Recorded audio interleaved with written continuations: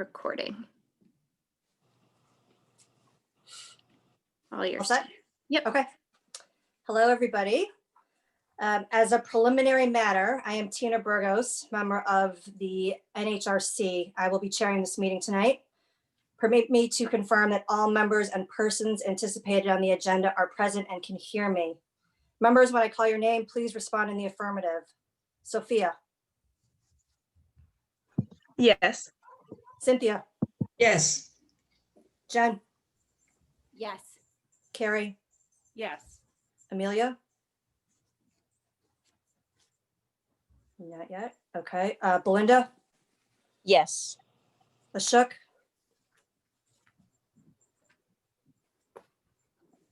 Ashok. Hi. Okay, I'm going to come back to you. Marcus. Yes. Jared is going to be late. Bud. No. Marlene. Julie. Julie, can I just get an affirmative from you? Oh, okay, I can't hear you. Sorry. And Katie. Yeah. Yes. Ashok. Yeah, can you hear Okay. me? Yeah, we got it. Thank you. Good evening. This open meeting of the Needham Human Rights Committee is being conducted remotely, consistent with Governor Baker's executive order of March 12, 2020, due to the current state of emergency in the Commonwealth due to the outbreak of the COVID-19 virus. In order to mitigate the transmission of the COVID-19 virus, we have been advised and directed by the Commonwealth to suspend public gatherings, and as such, the governor's order suspends the requirement of the open meeting law to have all meetings in a publicly accessible physical location. Further, all members of public bodies are allowed and encouraged to participate remotely. The order allows public bodies to meet entirely remotely so long as reasonable public access is afforded so that the public can follow along with deliberations of the meeting. Ensuring public access does not ensure public participation unless such participation is required by law. This meeting is a webinar and will allow the public to comment. For this meeting, the NHRC is convening by Zoom app as posted on the town's website, identifying how the public may join. Please note that this meeting is being recorded and that some attendees are participating by video conference.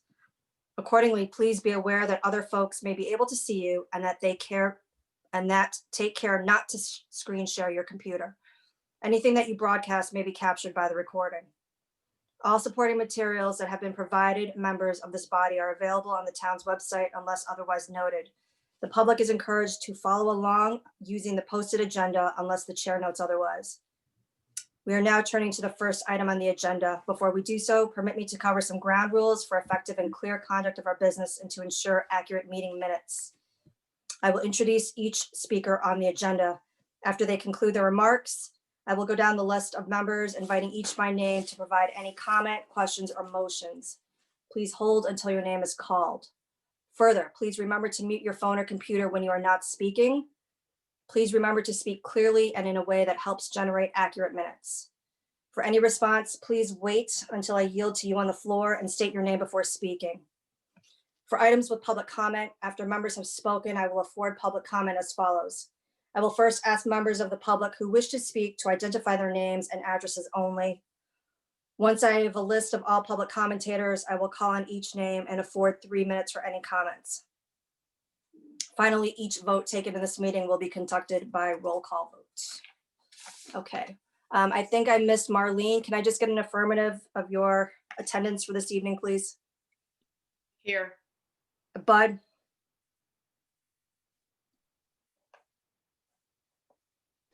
Here.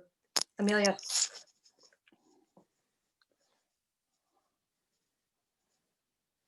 Amelia? Hi, Amelia. Can I just get an affirmative that you're in attendance tonight? Yes. Okay, we're good. Okay. First item on the agenda is approval of the minutes from November 19th, 2020. I have received some feedback and those changes, spelling errors have been corrected. Does anybody else have anything to note? Yes, Marlene. Under the over zero, it said that I was on the planning board. I was on the planning committee. It was Okay. not a board, it was a, sorry, I didn't send that earlier. No worries. Does anybody else have any changes or amendments? Can I have a motion to approve the minutes? So move. Second? Second, Okay. The meeting minutes from November 19th have been approved. you have to ask for a vote. Vote. Oh, okay. Can we vote on this? Just go through the roll call? Yeah. Okay. I am a yes. Sophia? I'm a yes. Cynthia? Yes. Jen? Yes. Carrie?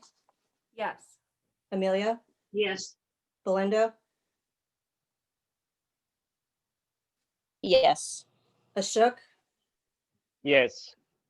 Marcus? Yes. Bud? Yes. Marlene? Yes. Julie? Just a quick point. Marcus, were you at the last meeting? November? Oh, I don't know if I was, sorry, maybe. I hate to be a nut No, about no, it. that's but good, sorry. I think. No, I was like, don't I know. think it's been so long and I was like. was I Since they're at one? So watching maybe I wasn't. everything we're doing, I think we need to just. Absolutely, yeah. I don't think I was present at that meeting. Sorry, Keith. Sorry about that. Looks like Julie had to sign off. I mean, or probably had to deal with her kids or something. And then Katie? I don't get a vote. Okay. Belinda also doesn't get a vote, right? I think you're correct on that. Okay. So can I now declare the minutes have been approved? Okay, minutes have been approved from November 19th. Public participation, how does that work? Do I? is So we anybody- have 2 attendees, Lee and Renaz, and I'd ask if either of them want to say anything, if they could raise their hand, I can move you over to be a panelist. Okay, do either of you, welcome. And do either of you have any comments or anything you want to address this evening? Lee has raised their hand, so I'll move them over.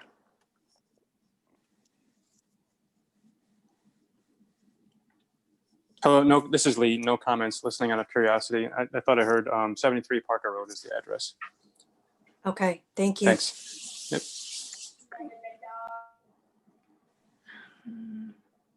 Anything else? And Anyone else? Renaz has her hand up, so I'll move her over. Hi, Renaz, how are you? Hi, everyone.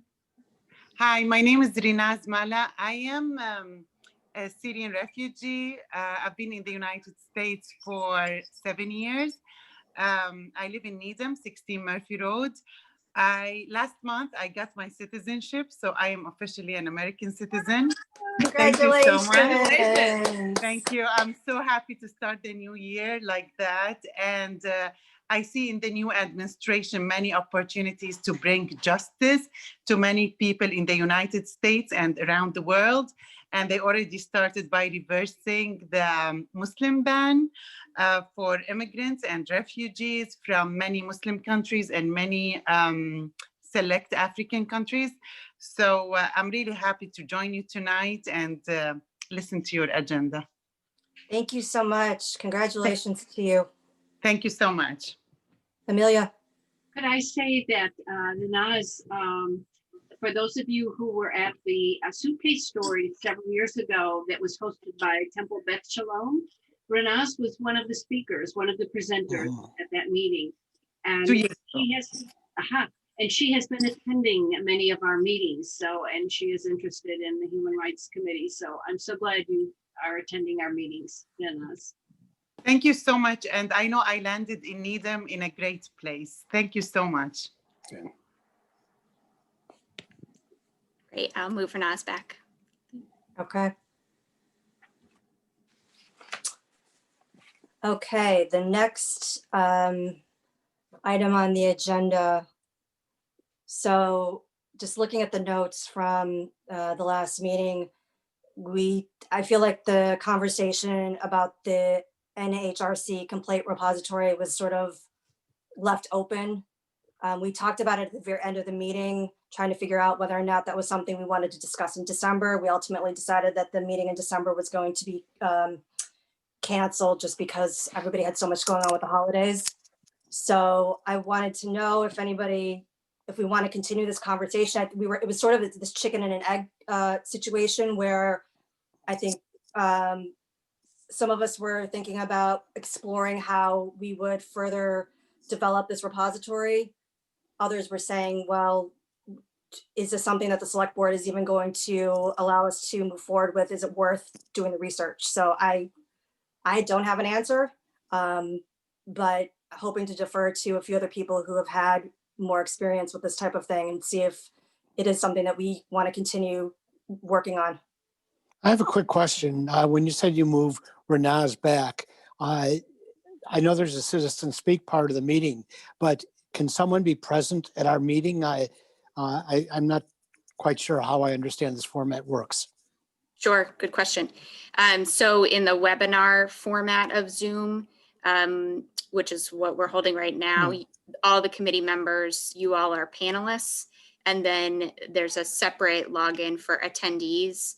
So Renaz and Lee are still part of this meeting as attendees, so they can still see you, hear you, they can raise their hands, but we don't have anyone talk during the meeting except committee members unless there's a public participation component of the agenda. Okay, thank you. I just wanted to make sure that they were still able to. No, I didn't kick them out. Thanks for asking. Marlene. So, so to your, your question about where do we want to move forward with the complaint process? And I think you stated it really well. There are concerns that if we move forward and then the town doesn't allow us to do it, then we have just been turning our wheels for nothing. I mean, in general, this is the role of most human rights commissions. And I know that we're a committee, but that's this is one of the major roles, is the complaint process. I mean, I don't know how, because the other two, human rights commissions I was on, that was a main piece of what we did. That was a main part of our work.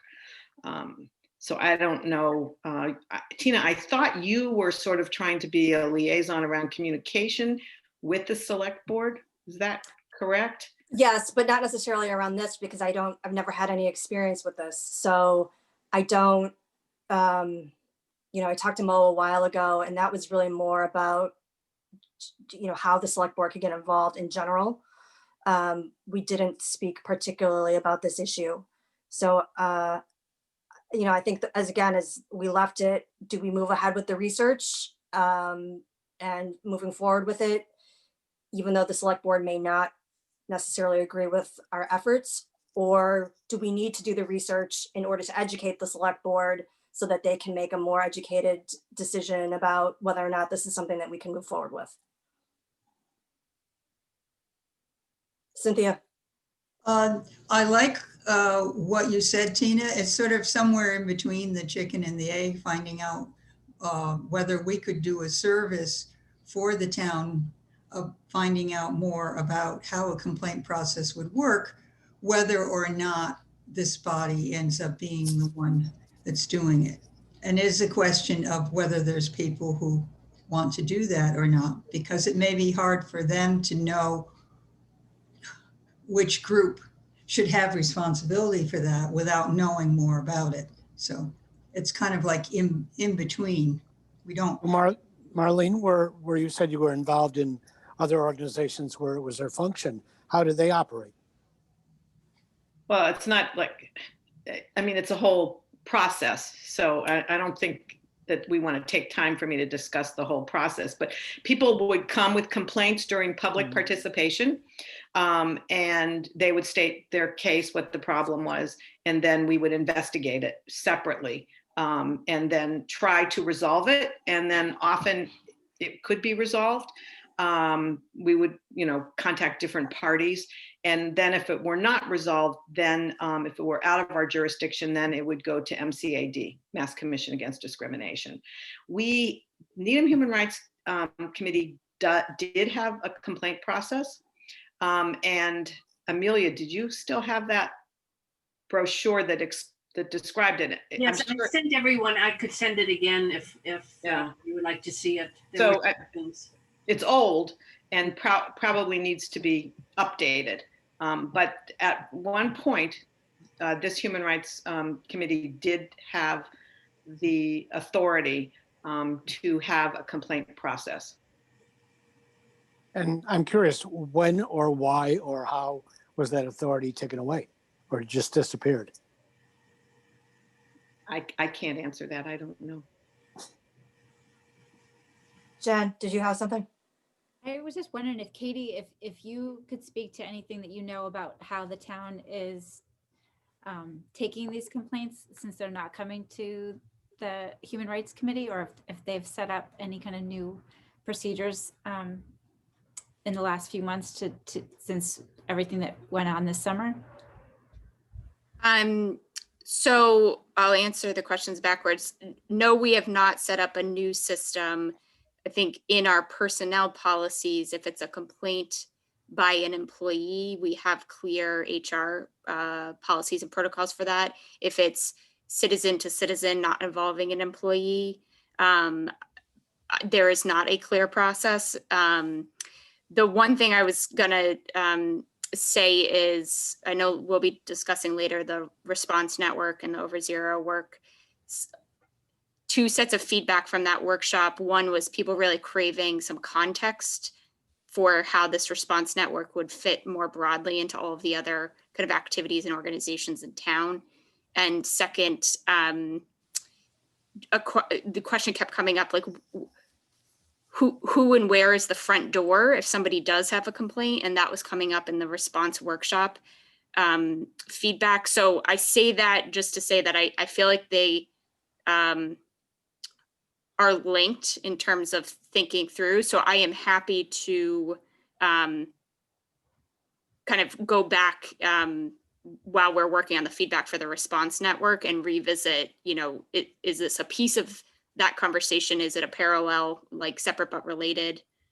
I'm happy to kind of raise that conversation. If someone goes to the police department and says there's a complaint or some having to deal with this, what does the police department do with it? Sorry, it takes me a while to unmute my phone. So usually the complaints that come to the police station involve an officer. It's not necessarily, I've never known it to be citizen to citizen. And we investigate it. How about the town, Katie?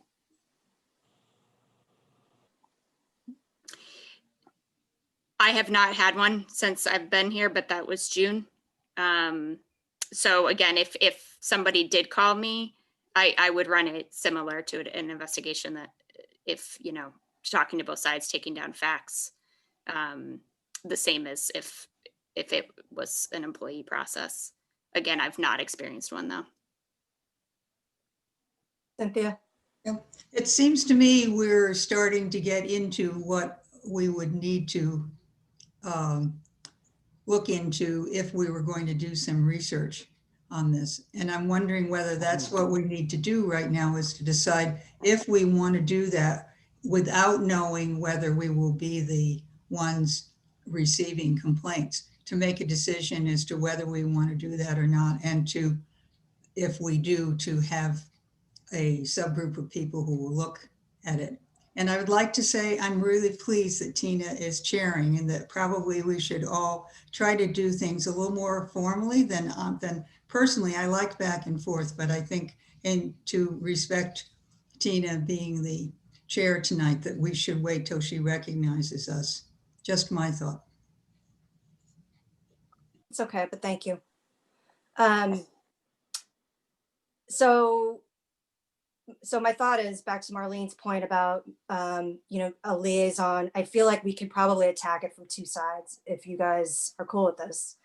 I'm happy to talk to Mo and just get his thoughts, maybe he can give us a little bit more clarification about how he feels, or if the select board has anything, any more concrete thoughts about setting this up.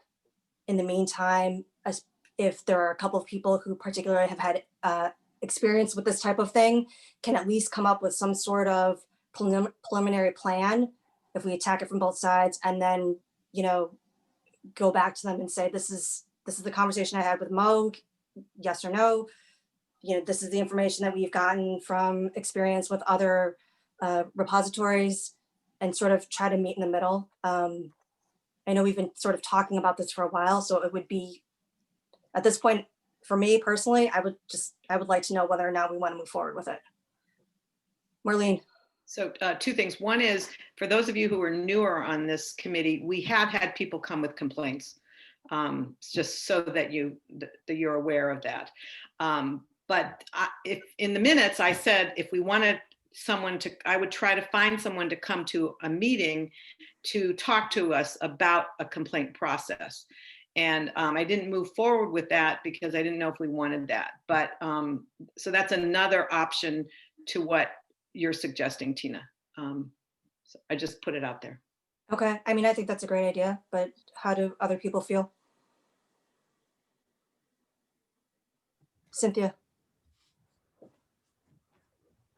Oh, I think I had forgotten that, that Marlene suggested that. I think that's excellent, because at least we will learn about it, whether or not we are the group doing it, and we should at least keep track of what happens with it. Jen? I was just going to say, I agree. I think doing the research would be a real service to the town that falls, I think, pretty squarely in what our role is, even if it is just to explain to the select board what some models might be. And I hesitate to say this because I don't have the bandwidth to take that on right now, but maybe maybe a shorter term solution would be just inviting somebody to come to give us an idea of how it runs in their area. I think that I think it would be valuable either way. Okay, so, oh, Julie, sorry. I was just gonna say, I think I had, when we talked about this back in maybe October, had said I would be happy to help with the research, or like reaching out to people if that's what we want to do, to invite a guest or something like that. I would be happy to help organize that communication. Okay. Marcus? No, you're good. Okay. Okay, so how about if you guys are cool with this, I will set up a meeting with Mo. I will try to touch base with him next week. And if Julie and Marlene, if you guys want to work together on trying to figure out a speaker for the next meeting, just so we can have some information, and we'll just, go from there. Is everybody okay with that? Jen? I wonder if when you talk to Mo, if you want to invite him to maybe come to the next meeting, if we're going to have somebody come speak, it might be useful for he or another select board person to come and hear directly from somebody. Okay, that's a good idea. Marlene? Before you invite him, let's make sure we have someone secured for February. Yeah, Um, for sure. Okay, anything else on this? Okay. The next item on the agenda is the Newari listening session. So if Marcus and Jen want to fill us in on what's happening there.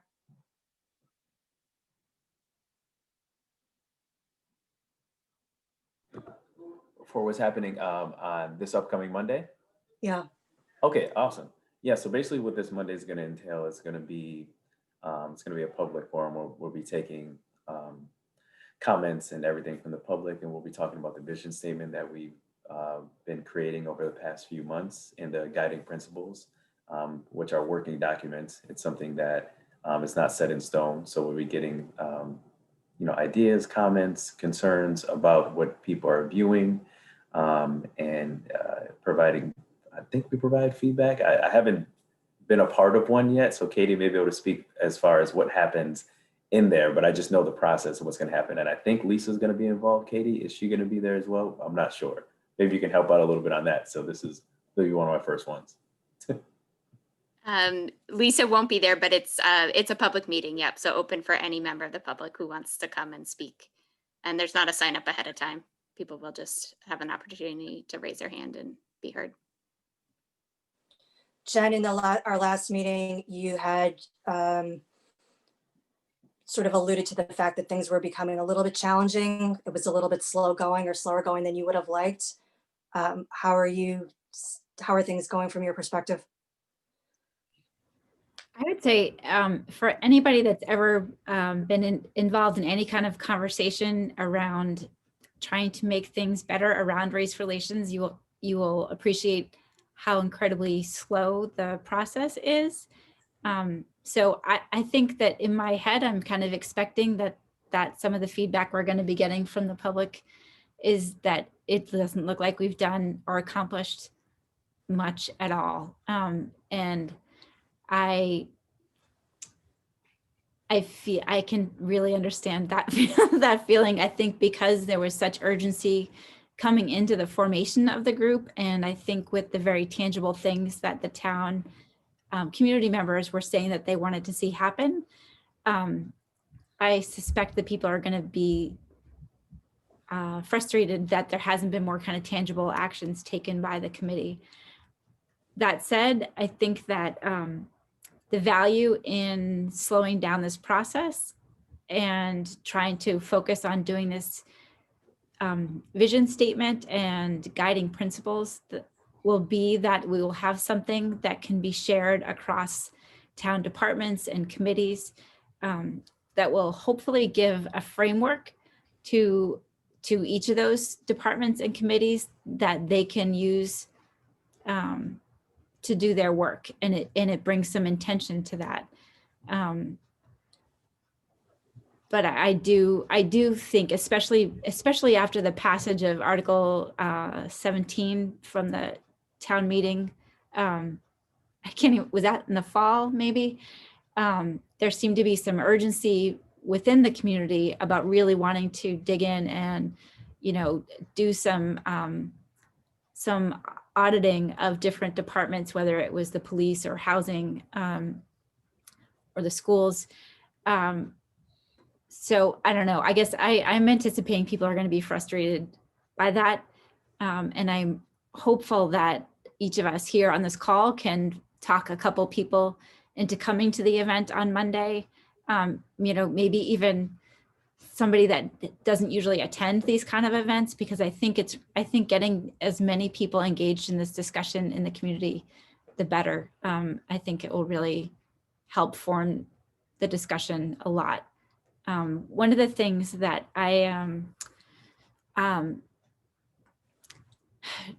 don't know, concerned about, thinking about, is how the listening session went this summer, in that it felt like we certainly got some information, but I think that the public forum format is really not a great way to be able to hear from people about dry.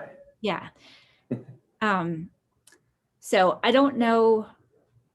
I don't have a suggestion necessarily for how to do it a better way. I don't know if anybody on this call right now has had some experience facilitating these kind of conversations, if it would be something that we could make some kind of recommendations to the select board of, maybe, I don't know, some tips or ideas on how to make people feel supported when they are talking about what their experiences are.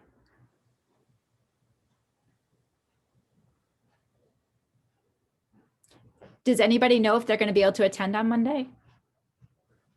Yes. Has anybody had a chance to read the materials? Katie, that way that you put it all together was really so helpful to be able to go through what happened at each meeting and what the ultimate, at least the working document that we have right now.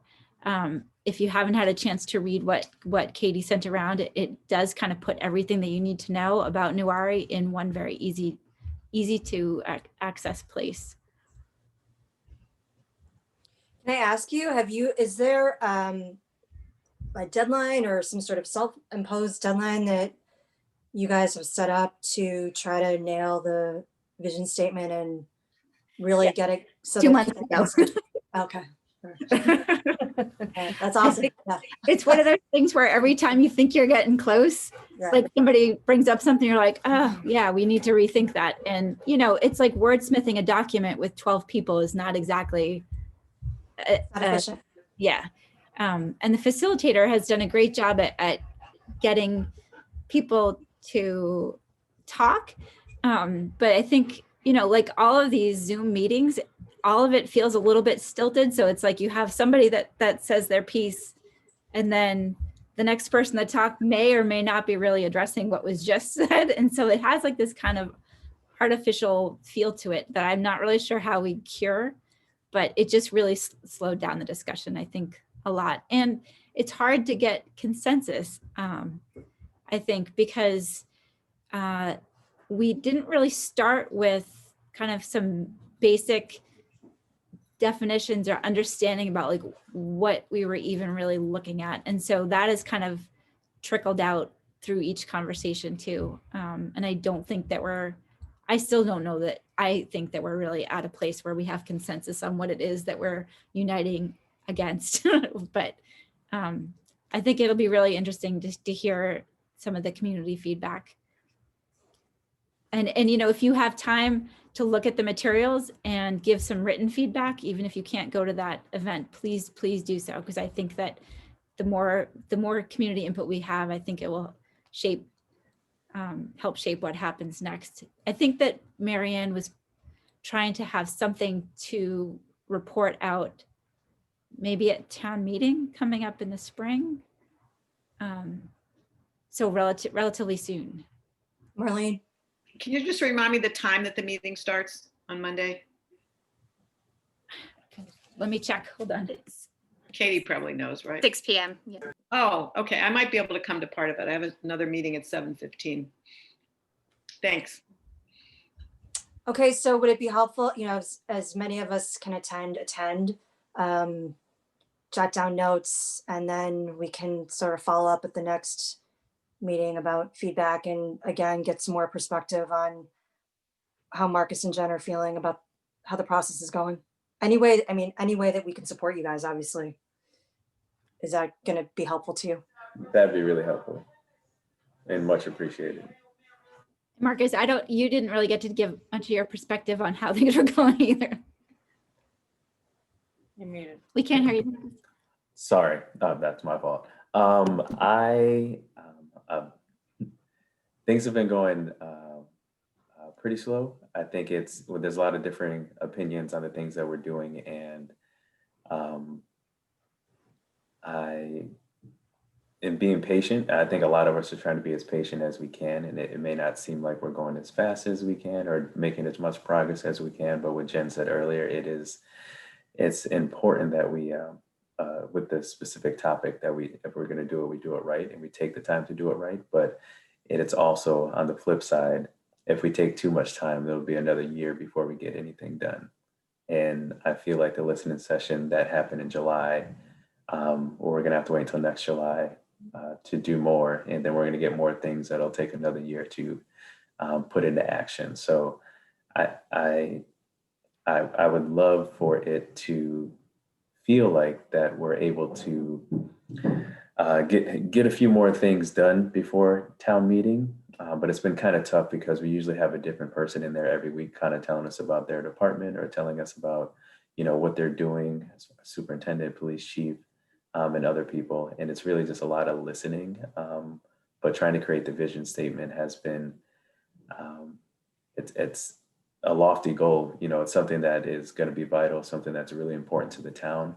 But just figuring out if we do all this, when we do this, after we get the town's opinion, how are we going to do we hold people accountable for how they take this into consideration in their businesses and the schools and the other operations in the town? It's just, I'm still trying to figure out exactly what we're doing, to be honest. And I want to be optimistic because I know there was, you know, great intentions behind this, and I feel like it it can do some good things, but I just feel like right now we're still at a infancy stage, and yeah, that's how I feel.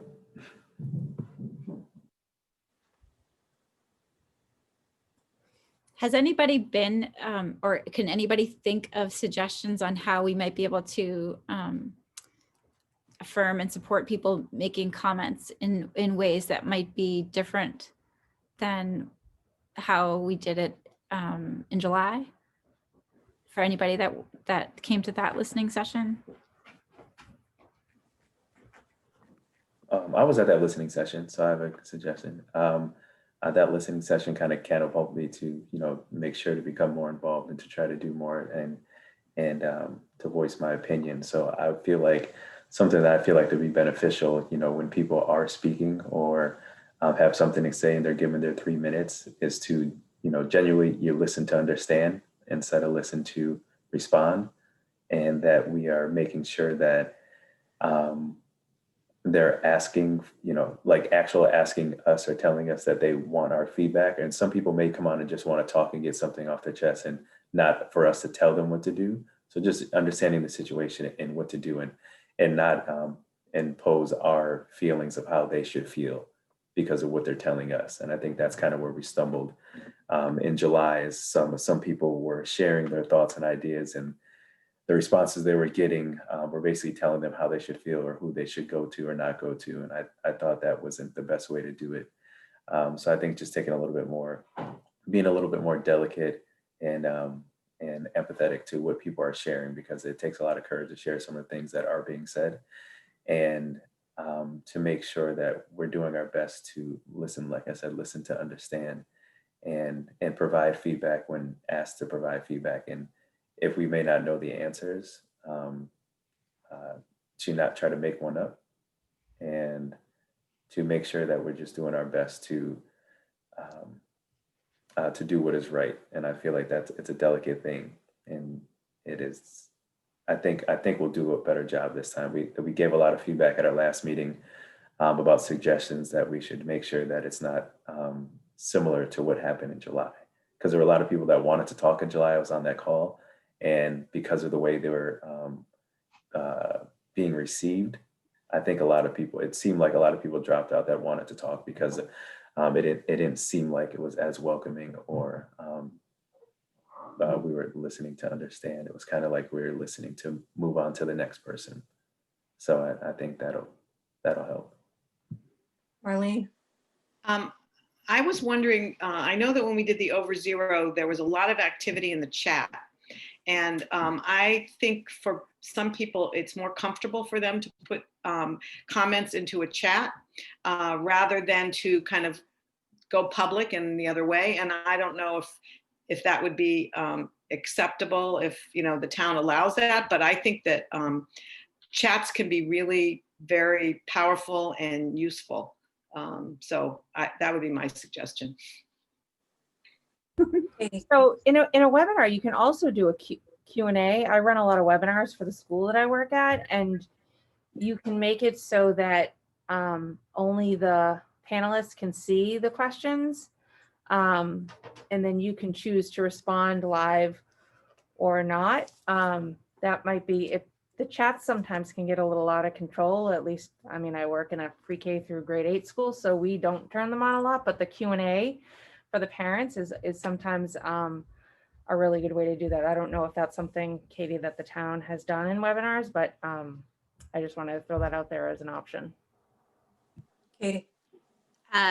Yeah, just to respond, we, for public meetings, we actually, for all of our meetings, we have the chat feature shut off because of how many Zoom bombings municipal meetings have experienced through the chat. But the Q&A function with just staff being able to see it, Carrie, I've not used that, but I'll look into it. I'll see. Yeah, let me know if you have any questions. We do that a lot. The only way that the attendees can see it is if you answer in the Q&A box, but we we usually, as an admin team in my school, we just keep them and choose which ones we want to answer, and we answer them live. We never answer them in the chat box, so the attendees never see the questions. So let me know if you need any help with that. Okay, thanks. I'll talk to our IT folks too.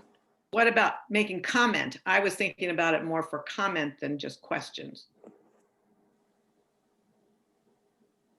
Yeah, it would be the same. Again, you just, to Katie's point, you know, people can, whether they're, especially in a public situation, you're not controlling who's being a participant.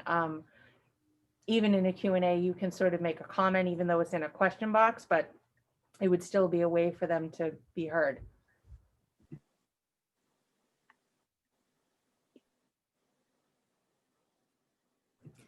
I wonder how onerous it would be. I'm not sure if this might be too much work, but if there would be a way to maybe assign Nuwari committee members to respond to like each person that provides any kind of testimony, so that if I come and share something during the public meeting, Marcus is the Nuwari member who's assigned to like reach back out to me to acknowledge my participation and maybe get some more information or feedback in more of a one-on-one way. I don't know if that's something that would be possible.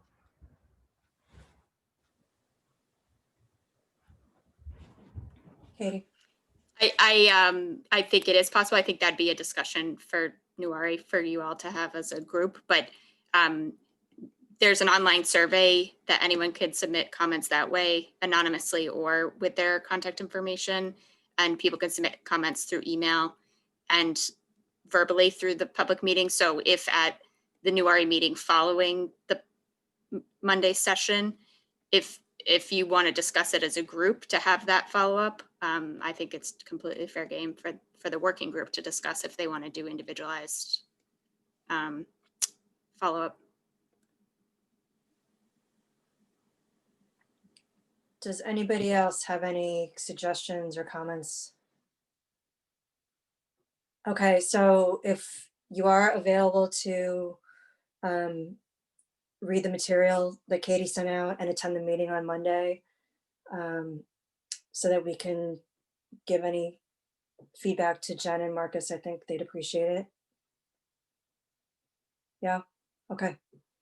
At our last meeting, we talked about the lived experiences project. There were some sort of follow-up things. Primarily, they were looking for assistance with marketing, their social media, their website, and reaching out to other organizations to create some sort of community. I'm not involved with that project. I put it on the agenda because it was something that we had talked about. Does anybody have any feedback or anything further to discuss with regards to following up with that particular initiative? Amelia. I had spoken after the meeting. I did speak to Anna Geraldo Care, and I did mention, Carrie, you had volunteered to help. I think it was you. Was it you or Tina? I think it was you, Carrie, to help them with their, no, Tina, I'm sorry, Tina, I think you were the person that said that you had some background in the technology piece. And I shared that information with her, but I don't think they were looking at that point. Okay. I haven't heard from her since then, but I did mention that. Okay. And then I also shared with Anna that Jared and Sophia would be I think we had discussed about finding ways for you to be involved at the school about any activities related to shared experiences. And maybe you could update us on that, Sophia and Jared.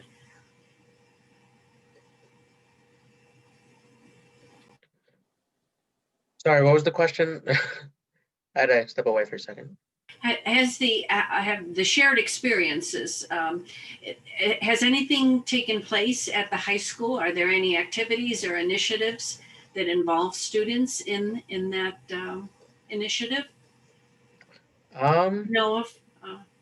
No, none that I know of yet. I mean, I'm not really sure, in the future. Sophia, how about you? Have you heard anything? I haven't heard anything either, probably just because things have been so busy and hectic at the school with balancing vacation and then the different cohorts coming in at different times. I think Anna would have contacted us if they were, because I had offered that as a possibility, and I have not received any feedback from her, but I think they're swamped as well with deciding on, plus so many things have happened since our last meeting that might be in a holding pattern. So I can check with her again, but. I think if she reaches out, just let her know that we're available for support, and we'll, try to help out as much as we can. Okay, moving on to new business. Amelia, I think you had asked to put this on I can't remember the agenda. Or no, Jen, I'm sorry, I don't remember who it was. There was a note about developing a program to discuss policing and new policies within policing. So whoever wanted that added to the agenda, if we could talk more about what specifically what you are looking for, and let's discuss how we can make this happen. It was me, and I don't know whether or not it's still something that we want to consider trying to do a program. I think the last meeting we were talking about trying to come up with some kind of tangible program that we could put out this year while we're on hold with so many other things, that the education piece felt like it was still fair game for us. And with the new legislation, it feels like 1,000 years ago. I think it was just like the last week of December though, that passed at the State House. I didn't know if there was something that we could maybe try to organize that might include talking with like a forum that we invite the chief to come to, or Belinda speaking on behalf of NPD, and maybe even trying to connect back with Denise Garlick. I know she was talking a lot about the legislation and the emails that she was sending out. So it might be something that her office might be interested in co-sponsoring with us. So I don't know. I just throw that out there as a very loose idea. But if somebody has another idea, I'm open to that too, for sure. So I do have a question. When you speak of a tangible program about policing, are you looking to see how we are adapting to the police reform bill that was signed? That is quite extensive, and we are still in the process of going through it. Next month, I am taking a class on the interpretation of it per se, because I like to get other people's interpretation. So I'm a little unclear when you speak of a tangible program. Is it policing overall? Or is it how our department is adapting to this police reform and how we are making the changes to abide by that? The second, I think like what I mean by it is like an educational program so that the community could learn more about what the new legislation was and what its impact is here in Needham, if any. So I think it's twofold, and you speak of Denise Garlick. She signed the legislation she voted in favor of it. So she would be certainly a person for you to reach out to put her rendition of it together as an educational piece for the community. And part two of that would be, after we've abided by all the effective dates, and there's various effective dates to the different segments of the police reform, we could certainly put together a PowerPoint presentation or just some sort of forum to just inform the community, educate the community how we've adapted to the police reform. So sorry, I'm not sure if I understand. Are you saying that it's really two separate programs, or just that NPD is still kind of figuring out how it impacts them, so it's too early to do something like this? It's too premature. It is two separate things. You have the legislation side where Denise Garlick signed this. So she knows the ins and outs of this because she approved it to get it passed into legislation. And then part two is the police departments. It's us interpreting what the police reform is. We are updating policies because we have to based on the police reform. So that would be us as a department, whether it be the chief and myself or just me. I did speak with the chief and he is more than willing to go forward at some point in the education aspect of the police reform, but that's our implementation of it. So I think on the face of it all, it is two separate things. You could certainly get Denise Garlick to speak on it now, but then the actual implementation with the revision of the policies, that would be us at a later date. Belinda, do you have a sense of how long that implementation is going to take? Or there are, you were talking about specific dates that things have to be put into place according to the legislation? Well, there's various dates, and some of the dates, the latest date is actually July 1st of 21. Okay. So, and that appears to be about half of them, if not more. So, and we are in the process of reviewing all our policies and updating them where they need to be. So it's an ongoing process, and it's nothing that I can get out here in a month. Of Like I course. said, it's a lengthy police reform, and we just want to make sure that we have everything covered and we understand everything 100%. Okay. So I guess what I'm saying is if you're looking for something immediate, I think Denise Garlick would be the person to speak with, and have her kind of get out there what she signed, what she approved. And then part two would be us with the implementation of the actual police reform and abiding by all the changes. And that would happen later in the year? Yes. Okay. Marlene? And I might, Oh. Sorry, I keep cutting you off. I might be able to kind of piecemeal it into two separate sections.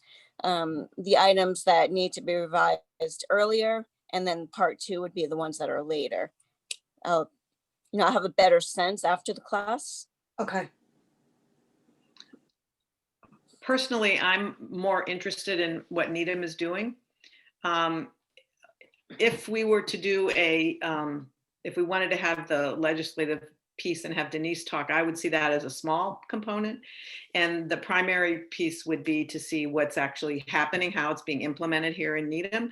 And even what you're saying, Belinda, it sounds like some things are already being implemented. And so maybe it could be sort of where we are now, like if we did it in April, I'm just picking that as, and to date, this is where we are. We have more things we're going to work on, but this is where we are. That's just my idea. Yep. So what I would like to do, if it's okay with the committee, so for our March meeting, I would give some sort of report as to where we stand. And then I'll set up the part two of that at that meeting. Does that sound fair enough? Yes. Well, I think Jen was talking about a community forum, right, Jen? Not just for the committee. Right, but it sounds like what Belinda's saying is that she could come back in March to this committee, talk about where we're at, and then figure out how we can parlay it into a community event. I mean, what do you all think? Is this something that you think that the community would be interested in, or is there some other kind of issue that you think we should try to tackle instead or as well? Amelia? Sorry, high school is all remote tomorrow. Amelia, you're on mute. I think there would be great interest on the part of the community. I agree. Cynthia, do you have anything? Just agreeing, you're kind of looking for sentiment here. Maybe two fingers will do it.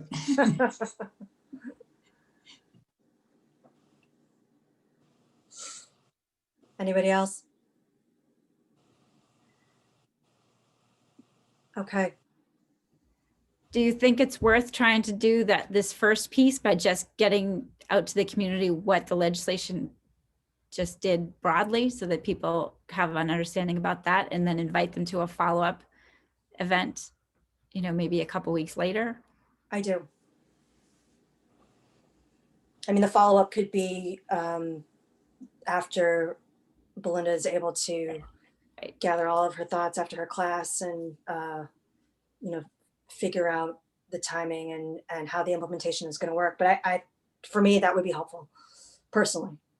Maybe we could ask, I mean, I don't know if Denise is the best person or not to talk about it. She just came to mind just because I had seen her email about it so many times. But maybe she could do some kind of discussion about it in March, and then we could try to follow up with something more Needham focused for April. Okay. Ashok.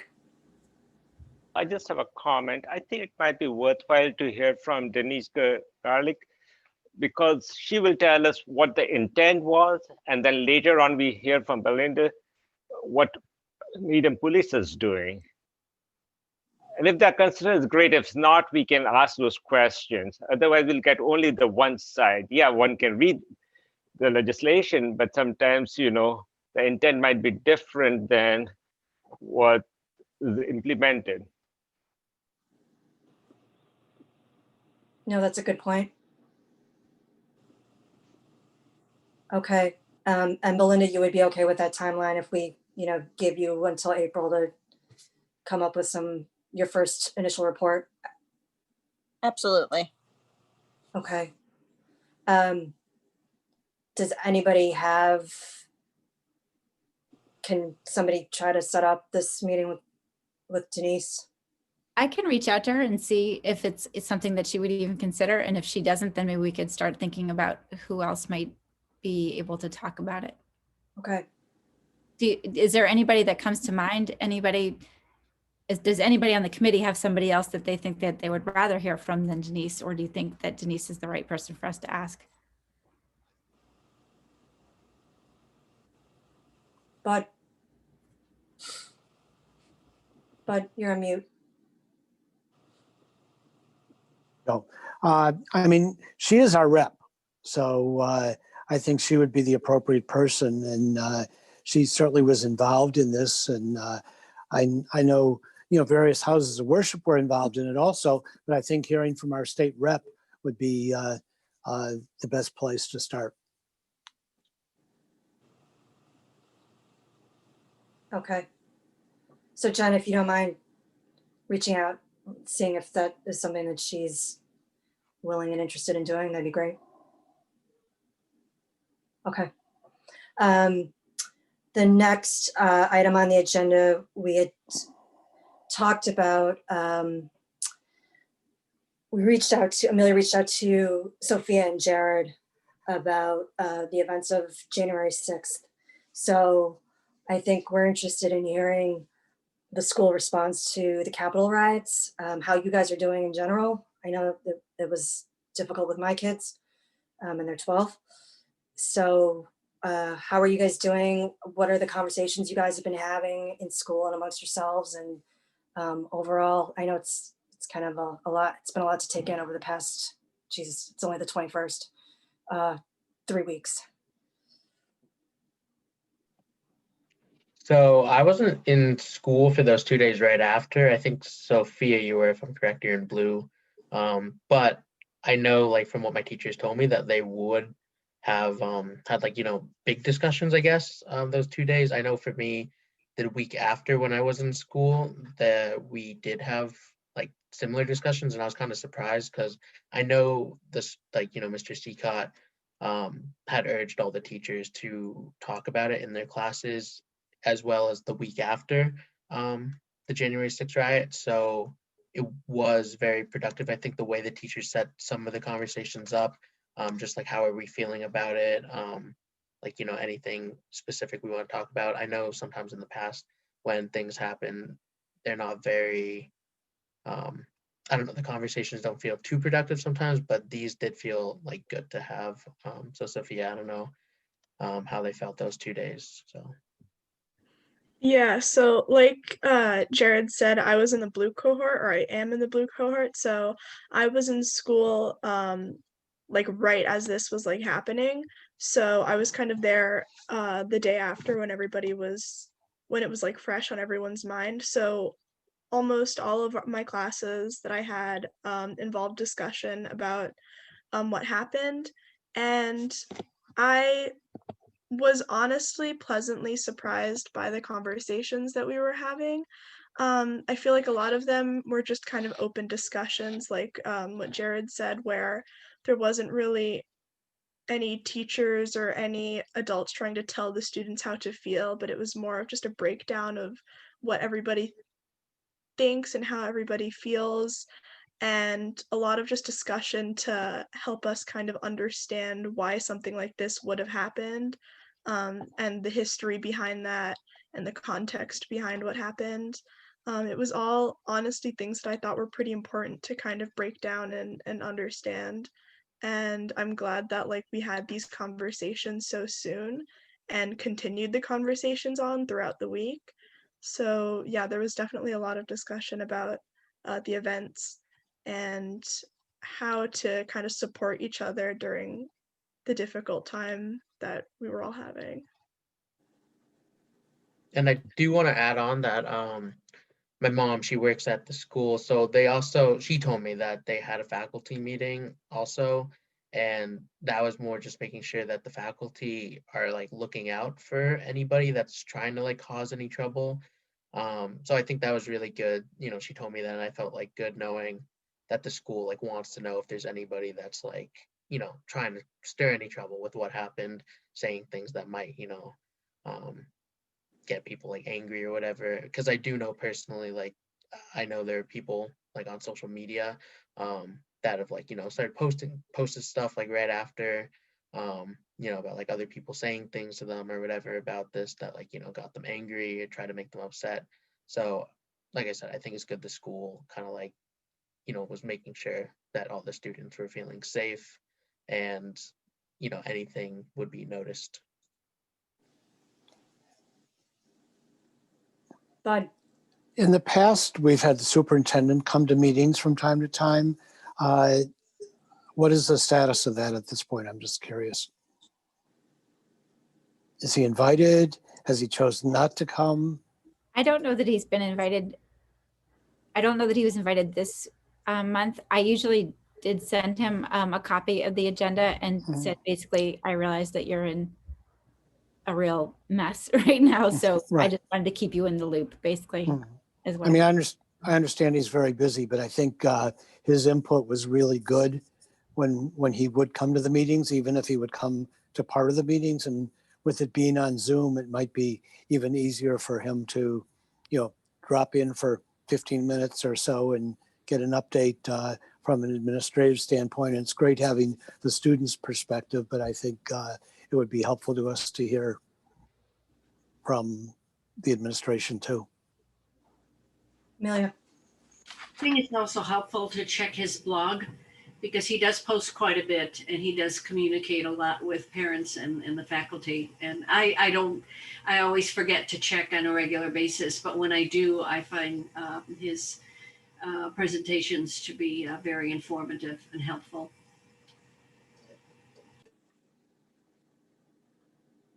Does anybody else have anything on this?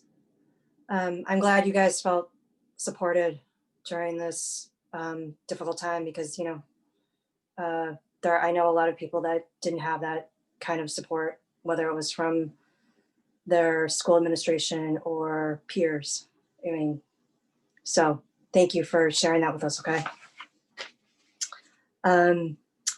If we could move to reports.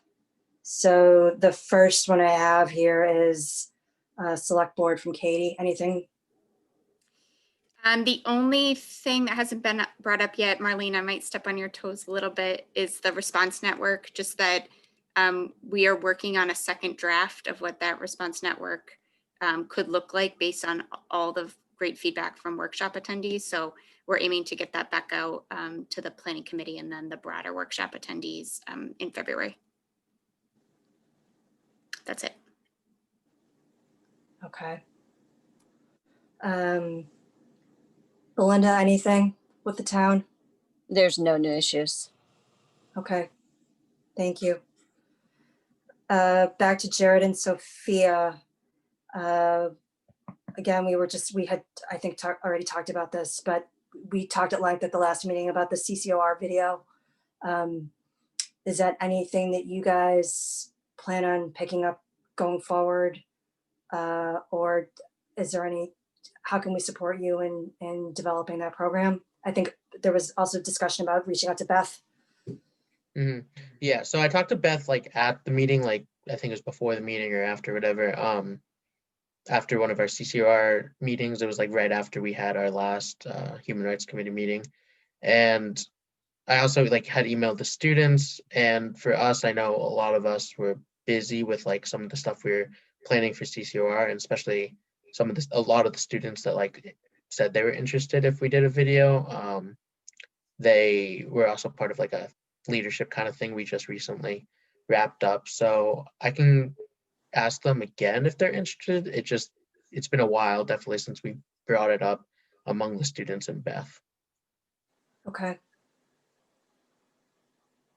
Sophia, anything to add on that? No, I agree with Jared. Or I can attest to what Jared says. Yeah, there hasn't been much to come out of things yet. And again, I just assume it's because people have been so busy and things are changing. School literally, like I got a notification that the school's going to be closed tomorrow because of the increased number of COVID cases. So yeah, things have just been like really uncertain at the school lately. Okay. The next report from Jen on the Real Coalition. So I'll just report out briefly because I'm dying to hear what Marlene has to say about the network. But the Real Coalition did meet last Friday. And I believe that there's only going to be one more meeting this year of the whole coalition. Just as a recap, the coalition is kind of the umbrella part of the organization behind the Needham Schools equity efforts. And so there are 6 committees that fall under the coalition that are staffed largely by faculty and staff at the high schools and also students at the high schools.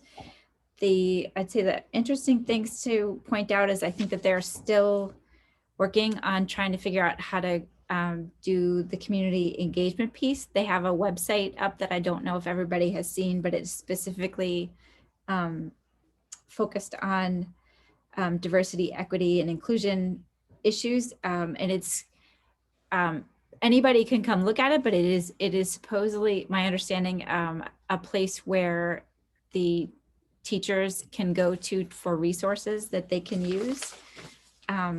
There is a lot of things being talked about in terms of trying to build the knowledge base of staff and faculty at the schools, kind of taking into account that everybody is at kind of different levels.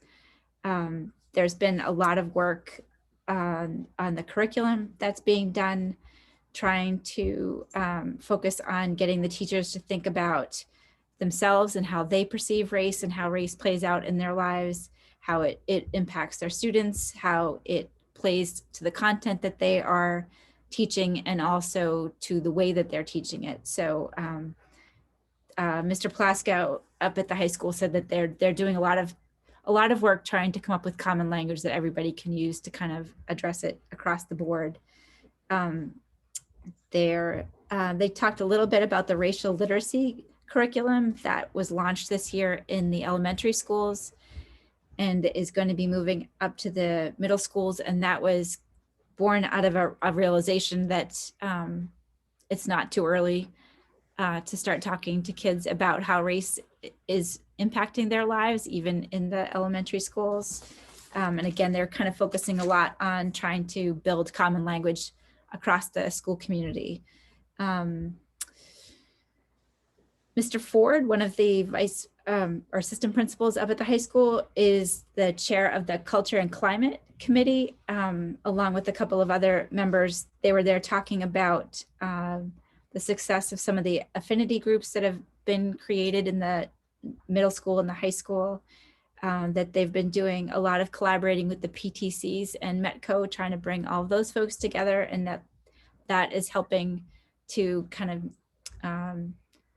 work towards shifting the culture across the schools. And they also talked about two groups in town that are trying to kind of do some of this community engagement piece. One of them is Voices in Unity, which I know a couple of you are have attended. That is led by Joanne Willoughby, the Metco director. The other one was called Stronger Together, and I am not familiar with that group. Has anybody here heard of them? Katie? Katie, what do you know? Yeah, happy to share. I should have included this in my update. Stronger Together is an employee resource group for town and school employees, specifically Black employees and employees of color. We launched it after the murder of George Floyd. It's employee driven, and they meet monthly. I think attendance has been very good, and they drive what the discussion is, what supports they need. They held a special one around, they had a special meeting, particularly leading up to the election, because the tenor of the conversation had really been so challenging. So yeah, Stronger Together is an employee resource group, and it's actually the town's first. And I think it's been a great model for success. So hopefully something we can do more of to support our employees. I wish we knew what could be what we could offer, because it feels like it would be a great way to like ask to come to talk at one of their meetings, to let them know that we exist and that we're here to do something, even though we don't know what that is. They also talked a little bit about the policy and procedure work that's being done, that's led by Dr. Goodkans. They are focused heavily on how discipline is being used in the schools, and asking very specific questions about how the way the discipline protocols are implemented, how that's impacting our students of color, and that they are trying to make a shift from focusing on discipline to more restorative justice type ideas. In terms of HR, they have been getting training at the schools on how to do better interviewing, and kind of breaking down some of the bias issues that come up in interviewing. And they are going back in February, I believe she said, to get training on how to better retain staff members of color. And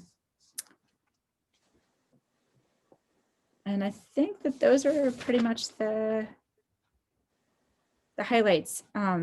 One of the interesting things about it, and then I will shut up, is that we had a Needham High alum who I think said he had graduated a couple of years ago, and he was talking about how they have a community of students of color who went through Needham High, and how that they often have discussions of kind of looking back, like, why did I let myself go through all of the painful things that I did, and getting that education there. And so he was really happy to hear from Mr. Ford that they had started a Black Student Union, and that they are working on trying to create some paths for mentorship for the students that are currently there, to be able to connect with some of the alumni, and that they were seeing a gap in that race is talked a lot about as a problem and not as an asset. And so that was something that they wanted to try to bring more to the conversation up at the schools. And their next meeting of the Real Coalition is in May. Okay, great, thank you. Marlene, an update on the Needham Resilience Network. Well, Katie pretty much gave the update, which is fine.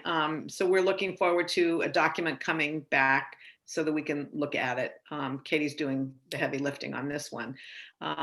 So, and then it will go back out to the group that was invited for them to look at it, taking the recommendations that were made at the program and going forward with that. But as long as I have the floor, and Jen mentioned Voices in Unity, I have been attending Voices in Unity, and Joanne Willoughby is running that. Actually, we just had one this past week, Tuesday, I guess, and they would love to have more people come. They said we can invite anybody. So the next one is February 16th at 6. And I can send the invitation when I get it out to all of you. And there is a facilitator, Gary, and I don't know his last name. He is an incredible guy. He's from Simmons University. And he's I don't know if he's a social psychologist, social worker, but he does a lot around inclusion and race at Simmons, and is, I think, a personal friend of Joanne's. And so he facilitates the meetings and helps with the discussion. And so this week, we really talked a lot about what happened with the storming of the Capitol and how we felt, and was anybody surprised? And who would be the people who would be surprised? And so, so it was an interesting, conversation. The people who come to Voices in Unity represent lots of different groups in town. We had a pretty small representation Tuesday, smaller than usual. We didn't go into breakout rooms, but so it's sort of a wide group. And I don't know if anybody else here has been to any of those. Amelia, Jan, you too. Yeah, okay. At one point, I thought it was sort of part of the real coalition, but not really. I guess the superintendent is the one who asked Joanne to chair this. So the conversations are interesting. I'm not quite sure what the goals are. I'm not quite sure where we're going with it, but I will be, I'd be happy to send the announcement for the next one out to you with the link. There was a big mess up with the link this week. So they sent out the wrong link. So we couldn't get in, and then we had to resend it. So, and it's only an hour, so it goes pretty quickly. So I just wanted to let you know about that. I don't know if there are any questions. Would love if you can send the link for February 16th. That'd be great. Sure. Great. Oh, Amelia.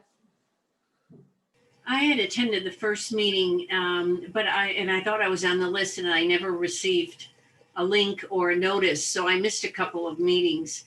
But I was also told that initially that the organizers would be very selective about who would be invited to this. So I just assumed that maybe maybe there were too many people from human rights on the board, so I just stopped going. But I would like to attend the next meeting. Well, it's interesting that you said that, because when Joanne said, oh, invite your friends, invite other people to come, that exact point was brought up. And we said, well, we thought that this was a limited group. And she said, oh, no. So I don't know if that means just for the next one. I'm not quite sure what she meant, but she really put it out as an open invitation. So I will send it to you all, and you can make your own decisions. Great. Thank you.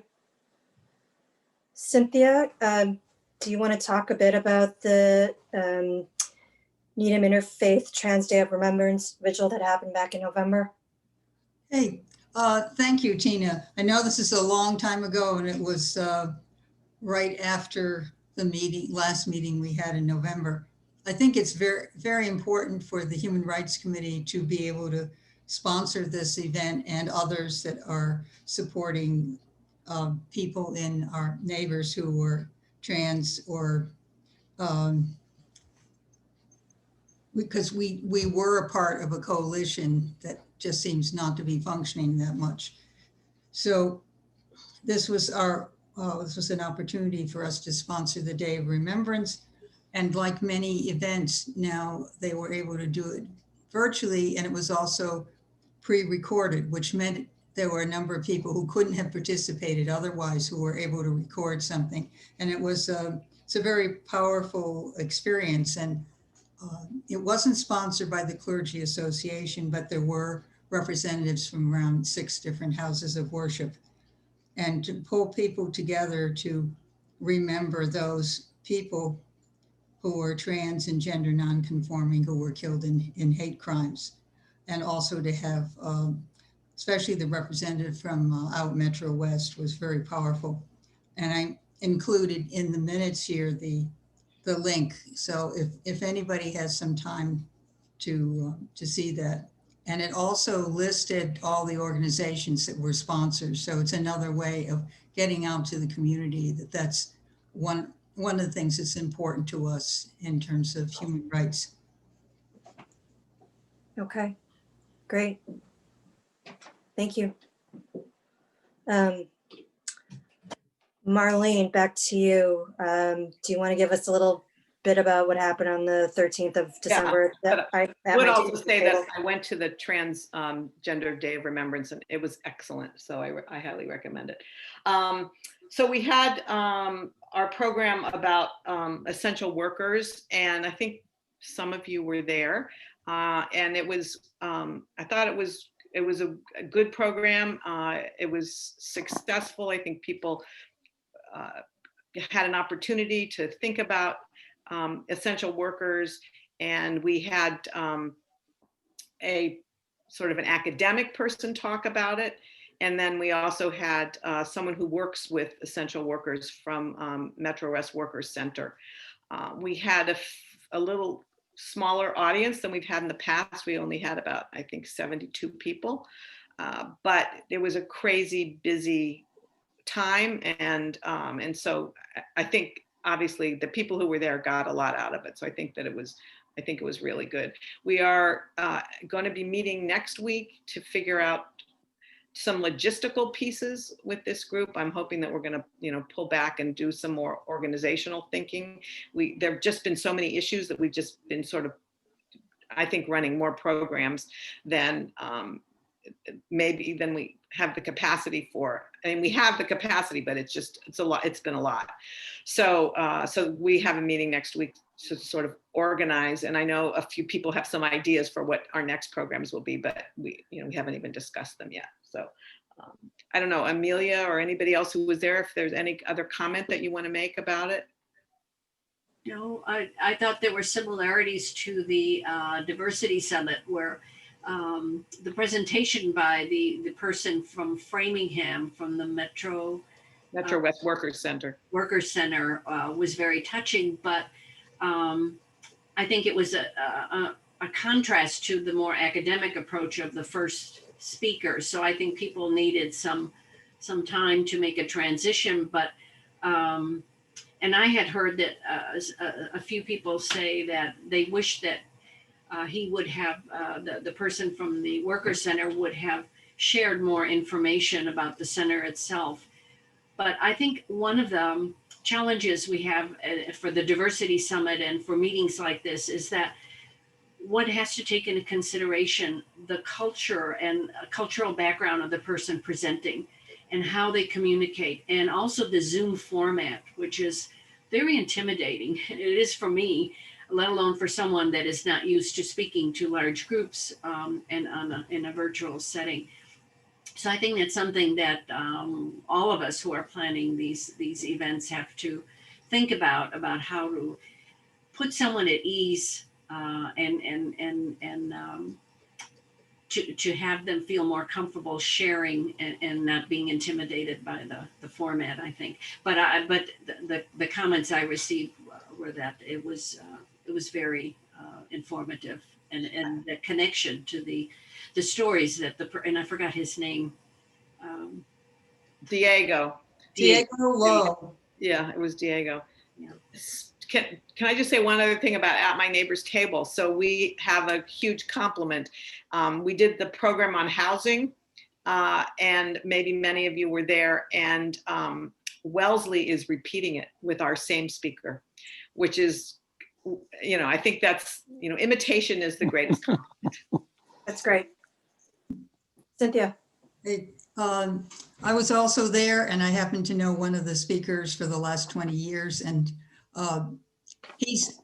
He's now running the Worker Center without an assistant. And I think it depends on which group you ask. I asked another group for feedback and they were all very enthusiastic about what he had to say. That was the Immigration Justice Task Force. And I think the real value of At My Neighbor's Table in the past, when we were in person, was what went on with the sharing within the tables. And I think that part is very hard to replicate online. And so you then tend to focus on the speaker. Whereas I think that's been quite variable. I've been in almost all of them. And it's really, really hard to make that part work. And maybe that's something that the organizers, is it going to become an educational thing where you're going to get a panel and look for the very best people to express their point of view? Or are you going to have that as a springboard from which there's a deeper discussion within the dialogue group? And you just don't know. The main goal is the dialogue, is the talking neighbor to neighbor. That's always our goal, but we have to have a context, which is why we usually have a speaker.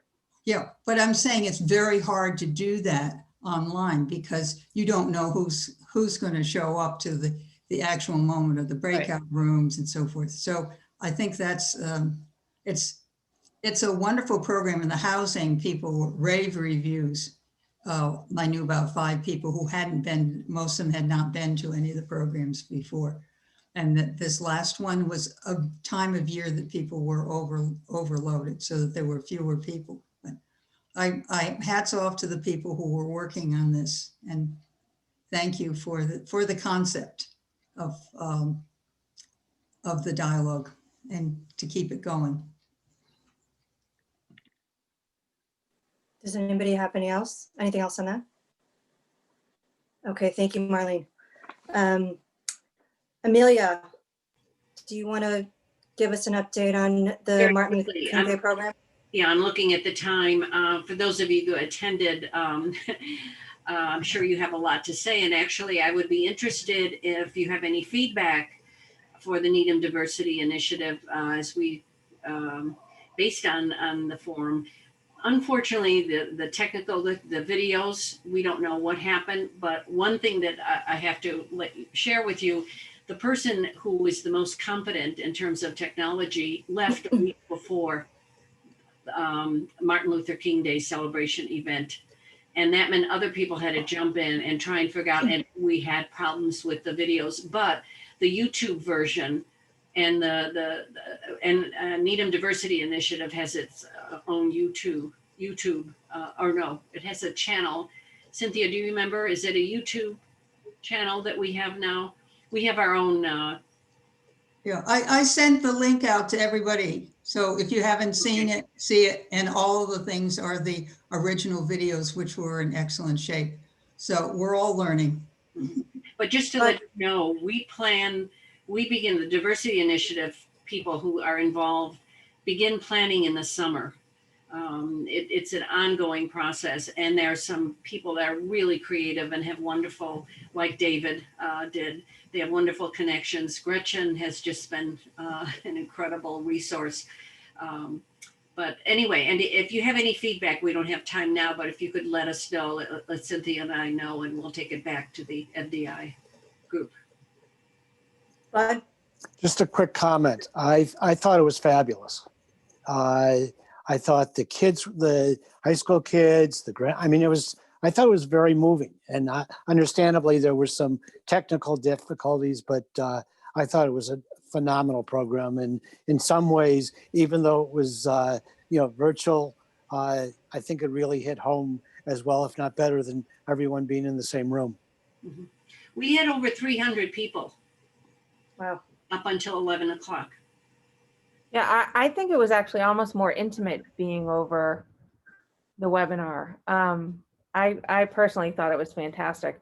And just a total little side note, again, I do run a bunch of webinars. The problem with sharing videos is you cannot stream them while you're on a Zoom. You're gonna run into the buffering. And so anytime I have a video to share, I always download it to my computer first. So I'm sharing the actual video and I'm not trying to stream from like YouTube or Google Drive or somewhere else. Just a little side note for anyone doing that, because I think we're going to be still Zooming for a little while, but that definitely makes a difference. You won't run into the buffering or anything if you actually download the video to your computer and then share. Anyway, I thought it was fantastic. I really, really enjoyed it personally. And I don't think it took away from it at all, the technology problems. I actually enjoyed this. I think this was the best one yet. So I thought it was fantastic. It was very, very moving. I felt very emotional. Great, thank you. A couple of quick announcements. The Diversity and Discussion Book Club is going to be on January 27th. There is a registration link in the agenda that went out. And then the State of Race webinar on January 28th. Again, there's a registration link on the agenda. Does anybody have any questions or comments about either of those? I just wanted to let you guys know that the author, Tiara Jones, is going to be there for the book discussion next week if anybody's interested, or if that makes anybody more interested. Amelia. The book is great. Yeah. And the author is a friend of Gretchen's. But If people are bored, I'm actually in the process of reading 2 other books at this time. Meechan's book on His Truth is Marching On, John Lewis and the Power of Hope, is fabulous. And I've just started A Fool's Errand, which is about the National Museum of African American History and Culture. Both really phenomenal books. thank you. Anybody else? We talked a lot about the book about caste in the Voices in Unity, and there was a lot of quoting from that. And I haven't read that book, but I think I probably should. I see Marcus nodding his head. Absolutely. Please do. I was going to bring it up and I was looking at the time. I was like, but it is so worth it. I'm only halfway through, but the things that I've learned and what I've never been taught, and it just makes you want to deep dive more into our actual history and how we got to where we are and who we are as a people and what we should be doing to right those wrongs and look deeply into the way that our policies, procedures, governments, and everything that we do is the way that it is and how we can be better as people. And while you're on the screen, I want to congratulate you on your candidacy for select board. Thank you so much. I appreciate it. That was a great article in the paper. Thank you. Yeah. Anything else? Cynthia. Just, I want to make sure I've got the date right, that it's February 25th for the next. Yes, you are, and I have you down as the next recorder. So I want to be sure I got it right. Okay. I am, for now, going to be assuming this role through March. We'll see what happens in March. If you guys have any constructive criticism for me, please email me. If you feel like there is anything that I can do to make things run more smoothly, or you felt like there were any improvements that needed to be made, please let me know so that I can work on those things going forward. Can I have a motion to adjourn this meeting? So moved. Second. Second. Okay, let's vote. Sophia. Yes. Cynthia. Yes. Jen. Yes. Carrie. Yes. Amelia. Yes. Ashok. Yes. Marcus. Yes. Jared. Yes. Bud. Yes. Marlene. Yes. Julie. Yes. And I am also a yes. Thank you, guys. Good meeting. Thank you. Thank you. Thank you, soon. Tina. Great job. Bye. Great job. Thank you. Thank you, Katie.